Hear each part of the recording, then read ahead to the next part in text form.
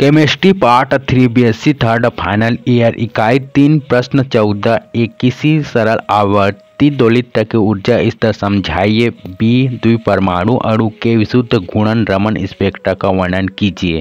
अनकही मोहब्बत नील और कविता कॉलेज के एक ही ग्रुप में थे। नील शांत स्वभाव का था, जबकि कविता हमेशा मस्ती करती रहती। प्रोजेक्ट्स और फेस्टिवल्स में दोनों का साथ बढ़ता गया। नील हर बार कविता को देखता और कुछ कहने की कोशिश करता, पर कह नहीं पाता। कविता उसकी हर बात समझती, लेकिन इंतजार करती कि वो पहल करे। कॉलेज का आखिरी दिन आ गया।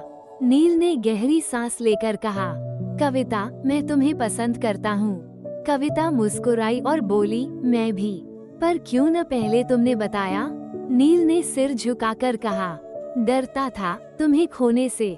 कविता ने उसका हाथ पकड़ते हुए कहा, अब कभी मत डरना। उनकी मोहब्बत उस दिन अनकही से कही हो गई। उत्तर एक किसी द्विपरमाणुविक अणु जिसमें स्थायी द्विध्रुव अघूर्ण हो की तुलना एक सरल आवर्ती दोलक से की जा सकती है। क्वांटम यांत्रिकी श्रोडिंगर समीकरण के हल के अनुसार किसी भी सरल आवर्ती दोलक की कंपन ऊर्जा निम्नानुसार व्यक्त की जा सकती है। समीकरण 1, जहां न्यू कंपन क्वांटम संख्या है जिसका मान 0, 1, 2, 3 आदि हो सकता है, एवं ओमेगा सरल आवर्ती दोलित की कंपन आवृत्ति है। जब दोलन करने वाला अणु सबसे कम ऊर्जा वाले कंपन स्तर पर होता है तब न्यू इक्वल 0 होगा। समीकरण 2,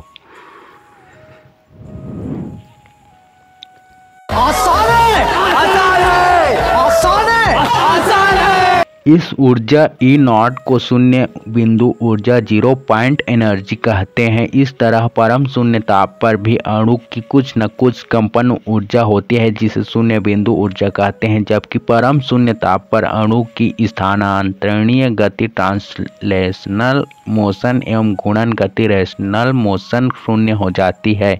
समीकरण 1 को Hc से विभाजित करने पर समीकरण अच्छा है, बहुत अच्छा आइडिया। समीकरण 3, इस समीकरण में न्यू इक्वल 0, 1, 2, 3 रखने पर सरल आवर्ती दोलित की ऊर्जा ओमेगा अपान 2, 3 ओमेगा अपान 2, 5 ओमेगा अपान 2 आदि प्राप्त होती है। इस तरह सरल आवर्ती दोलित के लिए अनेक समदूरस्थ इक्वली स्पेस्ड कंपन ऊर्जा स्तर संभव होते हैं। चित्र इनमें दो लगातार कंपन ऊर्जा स्तरों के बीच की दूरी ओमेगा समान होती है। Hey, y'all, come look at this.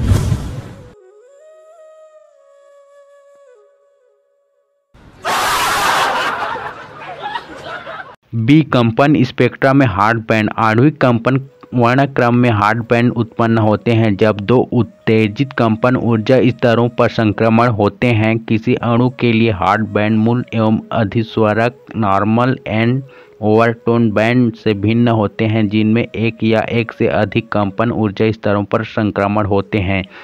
किसी अणु जिसमें कंपन ऊर्जा स्तर समदूरस्थ होते हैं अर्थात सरल आवर्ती कंपन हो रहे हो में हार्ड बैंड दिखाई नहीं देते, किंतु वास्तविक अणुओं में कुछ मात्रा में असरल आवर्ती कंपन भी होते हैं। इन असरल आवर्तिता के कारण कंपन ऊर्जा स्तरों के मध्य का अंतर कम हो जाता है, अतः इस अवस्था में हार्ड बैंड लाल विस्थापन रेट शिफ्ट दर्शाते हैं, अर्थात ये मूल कंपन संक्रमणों की अपेक्षा निम्न आवृत्तियों पर प्राप्त होते हैं। सामान्य कंपनों की तुलना में असरल आवर्तिता बढ़ने पर लाल विस्थापन की मात्रा भी बढ़ती जाती है। यही नहीं, अभी और सुनिए। निम्न उत्तेजित अवस्था का आबादी घनत्व बोल्ट्जमैन नियम के अनुसार निम्नानुसार होगा। समीकरण,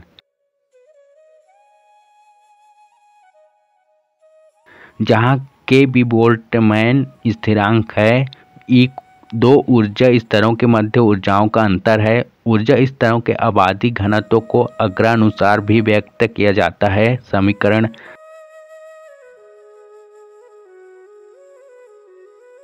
जहाँ V हार्ट बैंड की तरंग संख्या cm⁻⁻1 है एवं T ताप केल्विन पैमाने पर है, अतः हार्ट बैंडों की तीव्रता निम्न उत्तेजित अवस्थाओं के आबादी घनत्व के समानुपाती होती है एवं ताप बढ़ाने पर बढ़ते जाती है।